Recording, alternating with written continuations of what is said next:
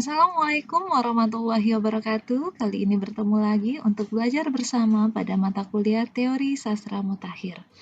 Teori Sastra Mutakhir yang keempat yang akan kita pelajari sebelum memasuki ujian tengah semester adalah teori feminisme. Sebenarnya teori ini bukan teori baru, mungkin bagi beberapa Anda, karena terkait dengan feminisme sudah banyak ya hal-hal yang biasanya didengar pada pembicaraan publik dan sebagainya terkait dengan masalah feminis. Tapi dalam pembelajaran kali ini, seperti yang pada pembelajaran sebelumnya adalah yang menjadi perhatian kita bagaimana teori ini dapat kita manfaatkan dalam pengkajian sastra seperti itu.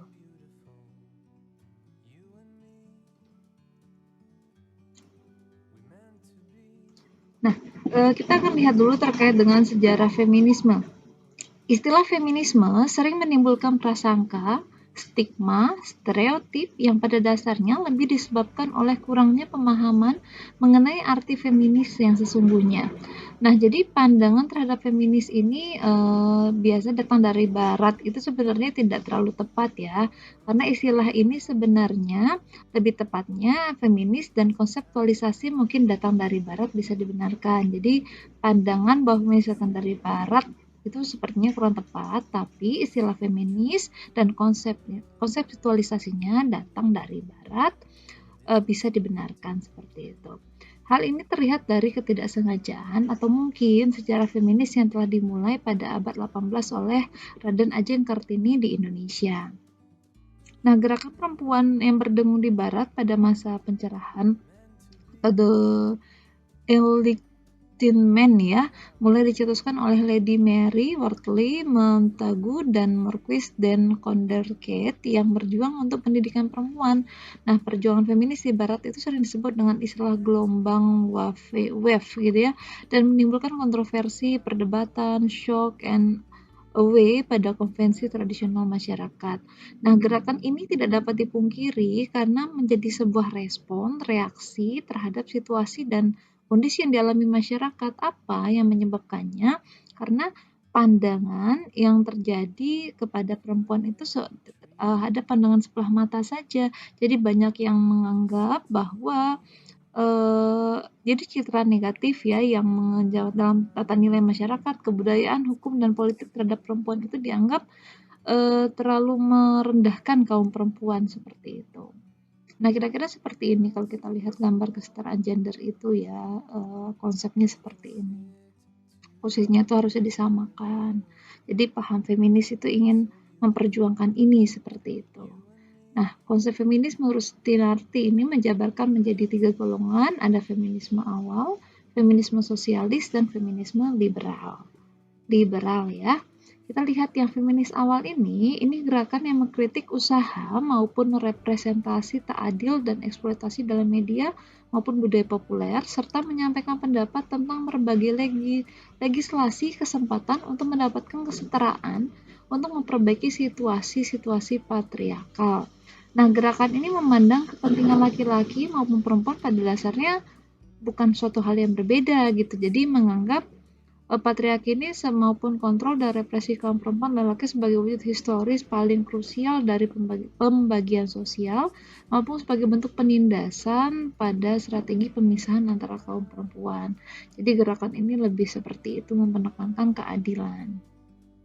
Nah, kalau sosialis, ini gerakan yang masih menerima penekanan pada patriarki, tapi berusaha memasukkannya ke dalam analisis kapitalisme, serta memperdebatkan perubahan radikal reaksi antara gender sebagai bagian integral dari lahirnya sebuah masyarakat sosialis. Nah, dalam masyarakat modern dan dalam kajian masyarakat populer, melihat pembedaan ini sebagai tatanan yang tidak stabil dan bergeser terus-menerus. Nah, sementara feminis liberal ini berusaha memadukan suatu pandangan struktur kekuasaan yang lebih liberal dan mencoba memahami ketidaksetaraan antara jenis kelamin sebagai fenomena yang dikonstruksi secara sosial maupun kultural. Nah, feminis liberal ini berupaya untuk membangun berbagai analis feminis yang mengikutsertakan konsepsi khalayak perempuan untuk budaya populer yang tidak terlalu bercerai-berai. Nah, titik utamanya adalah berupaya memasukkan kerangka teoretis yang memuat kelas, ras, kesukuan maupun pembagian sosial penting lainnya. Jadi dalam liberal seperti itu ya. Nah, dalam terkait dengan teori feminis ini tentu yang menjadi sudut perhatian itu adalah gender ya. Tadi bagaimana kesetaraan antara laki-laki dan perempuan. Nah, sekarang kita lihat gender dan permasalahannya. Nah, kalau konsep gender ini adalah konsep yang tidak sama dengan seks atau jenis kelamin. Jadi kalau gender itu seperangkat peran yang diperuntukkan untuk laki-laki dan yang diperuntukkan pula buat perempuan dalam proses sosial budaya. Nah, gender itu lebih kepada atribut yang dilekatkan, dikodifikasi, dilembagakan secara struktural ataupun kultural, sosial pada perempuan dan laki-laki. Makanya Anda kenalnya, oh kamu kan laki-laki, harusnya kamu menggunakan rambutmu tidak panjang misalnya. Karena itu menjadi hal yang sudah dikodifikasikan dalam masyarakat kita. Nah, hal ini berkaitan dengan harapan dan pikiran masyarakat tentang bagaimana seharusnya laki-laki dan bagaimana seharusnya perempuan. Nah, gender adalah suatu sifat yang melekat pada kaum laki-laki dan perempuan yang dikonstruksi secara sosial. Misalnya, perempuan dianggap yang lembut, cantik, emosional, keibuan, sementara laki-laki itu kan dianggap seperti yang jantan, yang kuat, perkasa, dan sebagainya. Nah, gender adalah seperangkat peran yang menyampaikan pesan kepada orang lain bahwa kita adalah feminim atau maskulin seperti itu. Nah, berbagai konsep gender yang ideal dalam masyarakat memicu banyaknya kajian merupakan bagian dari upaya menolak pandangan yang terjadi itu.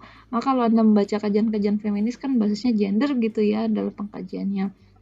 Nah, marginalisasi perempuan tidak hanya terjadi dalam pekerjaan, tapi juga terjadi dalam rumah tangga, masyarakat, bahkan pada negara. Nah, yang ini bentuk inilah yang ingin dikritisi. Marginalisasi semacam ini diperkuat oleh adat dan tafsir agama juga. Banyak suku bangsa yang tidak memberi hak waris kepada perempuan misalnya. Tafsir agama memberi hak waris setengah dari bagian laki-laki jika hanya dipandang secara tekstual juga dinilai sebagai diskriminasi terhadap perempuan.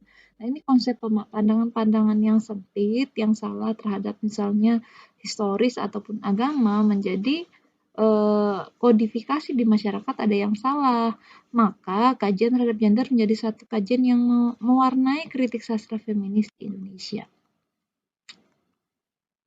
Nah, jadi kritik feminis itu seperti apa? Ini muncul sebagai reaksi terhadap fenomena dalam masyarakat ya. Nah, fenomena ini tercermin dalam banyak karya terdahulu mengenai perempuan yang menekankan pada apa yang disebut Tuchman sebagai anihilisasi perempuan secara simbolis.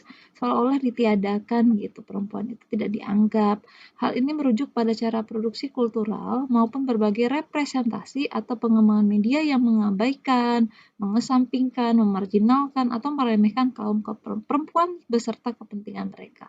Nah, kaum perempuan itu dianggap tidak ada, digambarkan dalam bentuk stereotip-stereotip yang didasarkan pada daya tarik seksual maupun kinerja domestik. Nah, kaum perempuan secara simbolis disirnakan oleh media dengan cara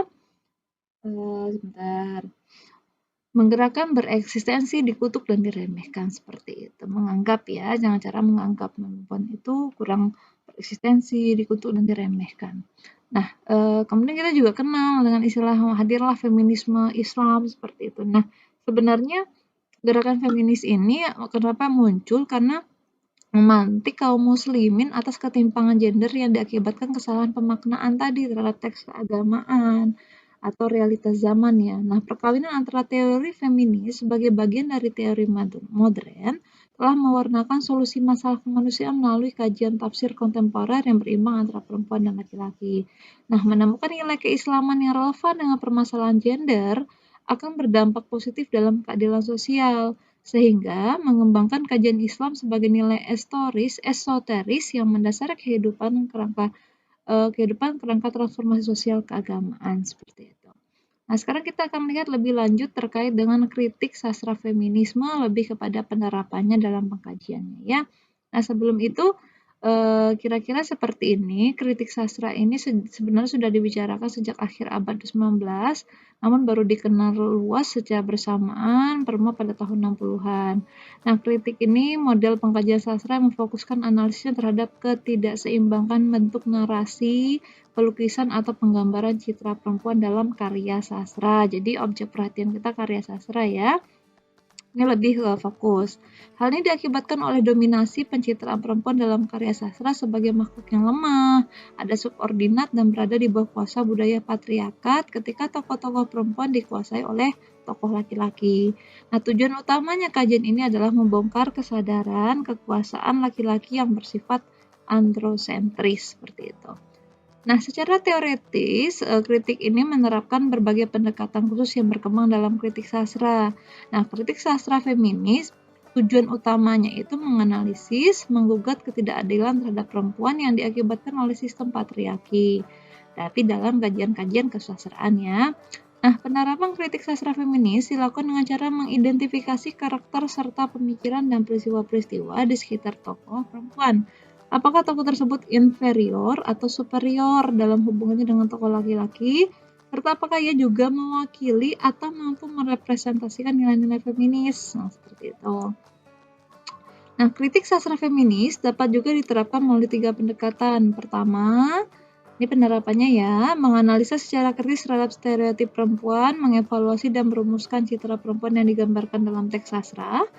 Yang kedua, mengangkat karya sastra yang ditulis kaum perempuan, mengevaluasi cara kerja dan proses pencitraannya. Atau yang ketiga, merevisi berbagai asumsi teori tentang konsep membaca dan menulis karya sastra yang didasarkan pada pandangan atau pada pengalaman laki-laki. Nah, menurut Toril Moi dalam bukunya berjudul Seksual atau Tekstual Politik Feminis Literary Theory memetakan teori kritik sastra feminis dalam 2 aliran yang besar. Masing-masing memiliki teori dan konsekuensi metodologi. Nah, ini bisa dilihat ya.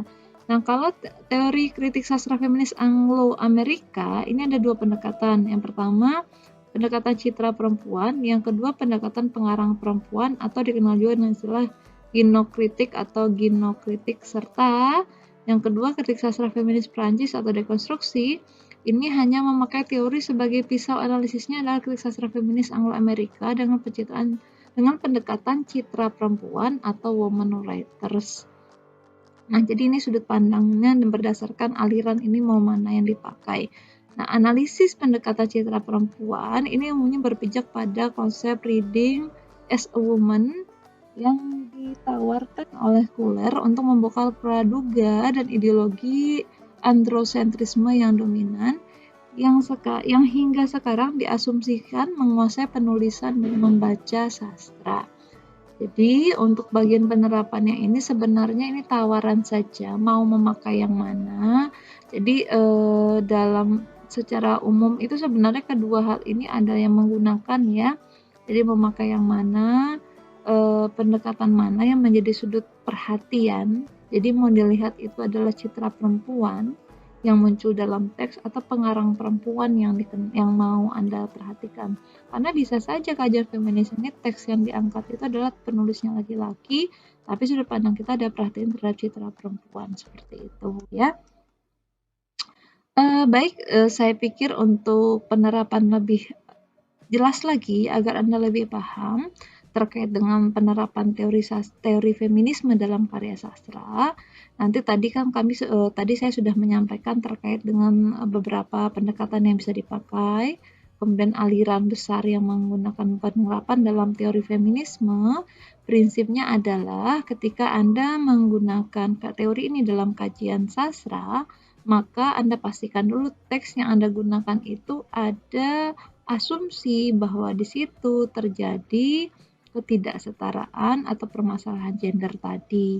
Nah, jika Anda menemukan itu dominan dalam teks sastra, Anda bisa kupas itu dengan kajian atau teori feminisme. Kemudian Anda bisa pilih aliran atau masalah pendekatan sudut pandang mana yang akan Anda pakai. Nah, tadi kalau pendekatan ada 3 pilihan, kalau aliran ada 2 aliran besar beserta metodologinya. Nah, umumnya semua itu bisa digunakan, yang penting fokusnya kemana ini yang harus diperhatikan dan yang dipilih. Nah, tentu agar lebih paham, Kita akan belajar atau membaca hasil kajian-kajian yang menggunakan teori feminisme, bisa dipelajari lebih lanjut, dan selanjutnya untuk persiapan ujian tengah semester, maka kita akan membahas terkait dengan teori-teori sebelum telah dipelajari, yaitu ada terkait dengan teori Marxis, teori New Historism, teori formula, dan teori feminisme. Jadi, untuk catatan bagi Anda semua, silakan dibaca-baca kembali, diikuti latihan dengan baik, dibaca kembali hasil pengerjaannya dengan baik. Semoga apa yang sudah Anda pelajari bisa mendapatkan pemahaman yang lebih baik lagi, dan tentunya dapat berguna ketika Anda melakukan pengkajian sastra. Demikian yang dapat saya sampaikan, semoga bisa dipahami dan bermanfaat. Wassalamualaikum warahmatullahi wabarakatuh.